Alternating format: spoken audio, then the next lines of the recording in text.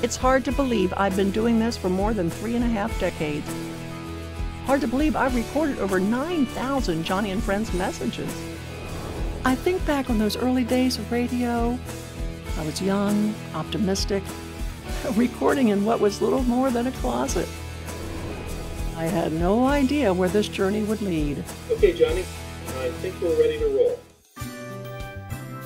Hi, I'm Joni Eareckson Tada, and welcome to Joni and Friends. Who knew that personal story would expand to encompass millions of people affected by disability all around the globe? Today, we're on over 1,500 stations across the U.S. and in over 36 nations around the world. Places where, so often, people with disabilities are isolated, they're neglected, shut away in back bedrooms. But Joni and Friends Radio shines a light of hope in those dark places. How about that one? I like that one. Like it? Now, radio is integrated with all our Joni and Friends ministry programs. Hi, I'm Joni Eareckson Tada, and we need your help. Special needs families are on a waiting list to come to Family Retreat, so let us hear from you today. Come and serve with us at this summer's Family Retreats. If you have a heart to serve overseas, then consider joining a Wheels for the World team, where you can give wheelchairs, Bibles, and the love of Jesus. Just visit joniandfriends.org for all the details. Joni and Friends Radio keeps people informed on issues that really matter. Living with a disability can be so expensive. It's why I'm excited about the ABLE Act. It can relieve the financial strain of many individuals with disabilities.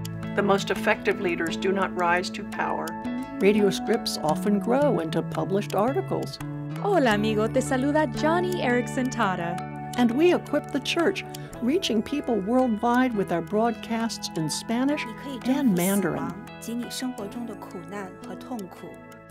That's what Luke chapter 14 is all about. Going out into the cities, into the slums, into the alleys, and bringing in the poor, the crippled, the blind, and the lame, so that God's house will be full. Looking back at where we started, I see that the tone of Joni and Friends Radio has changed. Surviving cancer, living a life with chronic pain, it's deepened my perspective, increased my heart for those who are hurting, who are living without hope. So why have I done this for 35 years? What's the stories from listeners who have found comfort in the midst of suffering? The reports of people who God touched through radio, who were lifted from despair. And it's the knowledge that there are so many more who were lost, weary, lonely.